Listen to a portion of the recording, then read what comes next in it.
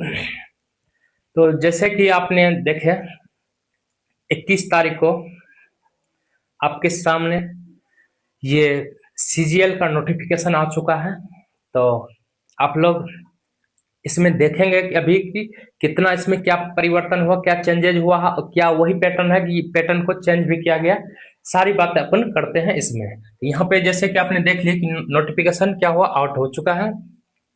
इसका पैटर्न में क्या बदलाव है इसको हम देख लेंगे कि क्या हुए नए बदलाव, इसको देखते हैं जरा। ये 2026 में जो कल आया है, ये नोटिफिकेशन कल का है, 21 तारीख का, 21, ठीक है ना।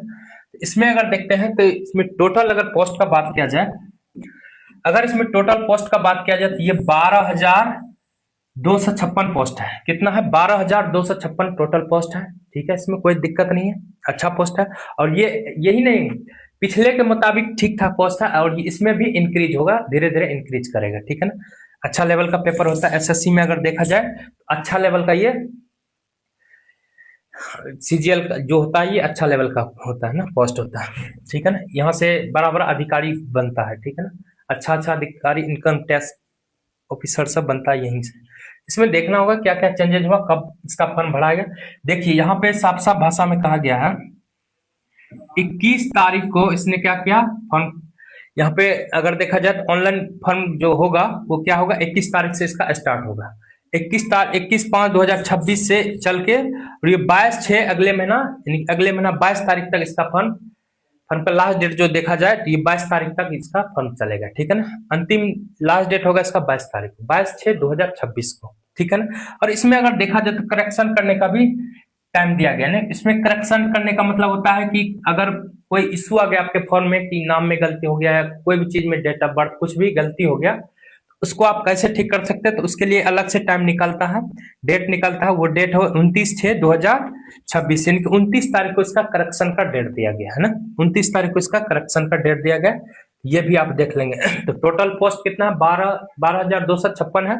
और ये कल फॉर्म निकला है, आज से आप लोग भर सकते हैं, कोई दिक्कत नहीं है ना। और इसका लास्ट डेट 26/6/2026 को होगा। ठीक है, 26 नहीं, 22 है, सॉरी 22 को इसका लास्ट डेट हो जाएगा, 29 को इसका कलेक्शन का डेट हो जाए। इसमें क्या क्या बदलाव हुआ इसको देखते हैं। और इसमें एज का बात रहा तो एज यो पोस्ट पे एज डिफाइन किया जाता है। जैसे यहाँ पे अगर देखा जाए ये पोस्ट है, इसका एज लिमिट अगर देखा जाए तो 18 से 30 साल है। उसी प्रकार ये पोस्ट है, इसका अगर एज लिमिट देखते हैं तो भिन्न भिन्न तरह का पोस्ट है। और इसमें देखा जाए तो ये लेवल 8 का जॉब है ना, लेवल 8 का जॉब है, अच्छा खासा जॉब होता है। लेवल 8 का जो होता है इसका अच्छा खासा जॉब होता है, सैलरी भी का दबा के दिया जाता है ना, सब कुछ यहाँ पे दिया गया है। और ये लेवल 7 का है, ये क्या है, लेवल 7 का ये जॉब है। ये 8 का जो, ये लेवल 8 का जो जॉब होता है ना, ये रिसेंट में इसको ऐड किया गया, लेकिन बेहतर अगर माना जाए तो ये लेवल 7 का ही होता है। बेहतर अगर माना जाए तो लेवल 7 का ही होता है। ठीक है ना, इसमें एज पे, पोस्ट पे एज डिफाइन किया गया इसमें भी। तो सारा बात को आप देख लेंगे, आपके नजदीकी ये जो कैफे होगा वहां पे जाके आप भर देंगे। ठीक है ना, एसएससी वालों के लिए। तो कुल मिलाकर यहाँ पे देखा जाए लेवल 6 का ये हो गया, कितना इसका सैलरी रहता है, किस एज से किस एज तक कौन कौन सा इसमें भर सकते हैं, ये सारा चीज कहा गया यहाँ पे। अब यहाँ पे कैटेगरीज दिया गया, यहाँ पे कैटेगरीज दिया गया, और यहाँ पे एज रिलैक्सेशन दिया गया, किसको कितना एज रिलैक्सेशन दे सकते हैं। तो कुल मिलाकर यहाँ पे अगर देखते हैं एसटी एससी को 5 साल का एज रिलैक्सेशन दिया गया, और ओबीसी कैंडिडेट को 3 साल के लिए एज रिलैक्सेशन दिया गया, और इसको दिया गया कितना, 10 साल के लिए दिया गया। इस तरह से सबका यहाँ पे दर्शाया गया है, आप देख लेंगे। ठीक है, अगर देखा जाए यहाँ पे, अगर देखा जाए अब आप लोग के दिमाग में ये आ रहा होगा गुरुजी यहाँ पे 12th लेवल से भरेंगे या ऑनर्स लेवल से भरेंगे। तो जी हाँ, इस बात को भले भांति सुन लीजिए अच्छे से। यहाँ पे साफ साफ भाषा में कहा गया बैचलर डिग्री है, और बैचलर डिग्री में ये नहीं आपका प्रतिशत मांगेगा, ये नहीं आप कितना प्रतिशत है आपका तब वो फॉर्म भर सकते हैं, ये नहीं कि आप आर्ट्स है कि साइंस है कि कॉमर्स है, ये नहीं मांगता है। ठीक है ना, सिर्फ ऑनर्स पास आउट होना चाहिए।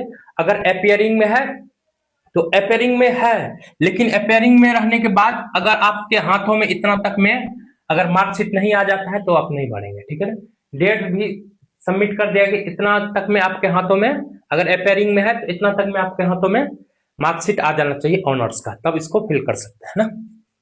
हाँ, तो ये सिर्फ क्या करेगा, ऑनर्स वाला के लिए ही है, ठीक है, इस बात को समझ गया।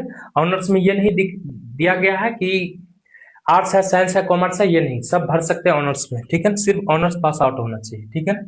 यहाँ पे अगर बदलाव का बात किया जाए तो बदलाव यहाँ हुआ है, बदलाव यहाँ हुआ है। क्या बदलाव हुआ है, पहले क्या था ना कि पहले ये रहता था और ये भी रहता था, ठीक है ना, और टोटल कुल मिलाकर 1 घंटा का टाइम दिया जाता था, टोटल 1 घंटा का समय दिया जाता था। लेकिन अब इसमें क्या बदलाव कर दिया है, रहेगा तो यही सब, और 1 घंटा का ही समय रहेगा, रहेगा यही सब, और 1 घंटा की समय रहेगा।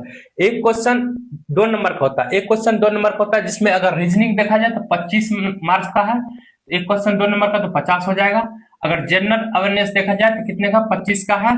और यहाँ पे मैथ अगर देखा जाए तो कितने का, 25 का है। इंग्लिश देखा जाए तो 25 का, सारा का सारा 25-25 का है। लेकिन चेंजेज क्या हुआ है, इसको जरा सुनिए।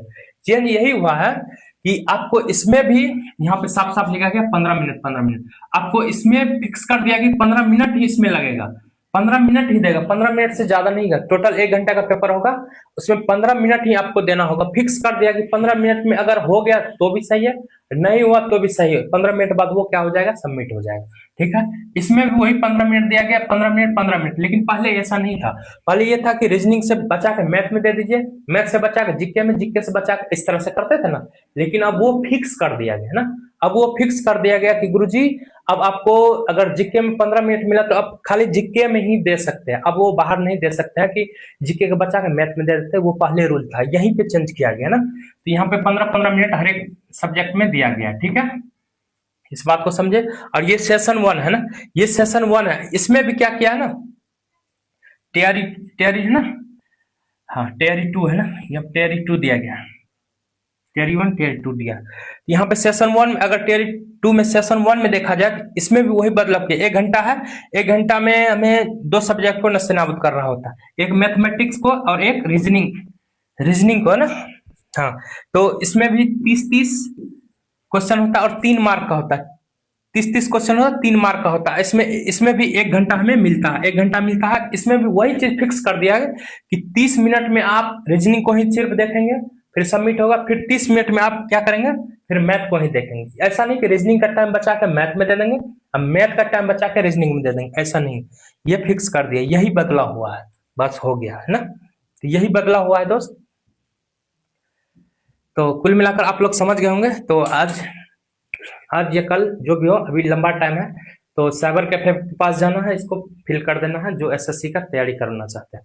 और ये एसएससी में, ये जो एसएससी सीजीएल है, इसमें हम जोरदार मैथ का एक लाएंगे बेहतर क्लास, उनको अपनों जब तक इसका एग्जाम ना हो जाए तब तक उसको नस्तेनाबूद कर रहे होंगे अच्छा से, है ना। तो सीजीएल लेवल का मैथ मेरे ऊपर जिम्मेदारी है, हम पढ़ाएंगे, ठीक है ना। आप लोग को पढ़ना है, पढ़ाएंगे, जहां से भी हो सके, जैसे हो सके, प्रीवियस ईयर से लेके जितना भी क्वेश्चन हो सके, टॉप, इजी, मॉडरेट, जो भी होगा, सबका जिम्मेदारी मेरे ऊपर है, ठीक है। तो आज के लिए इतना ही, मिलते हैं अगले दिन, ठीक।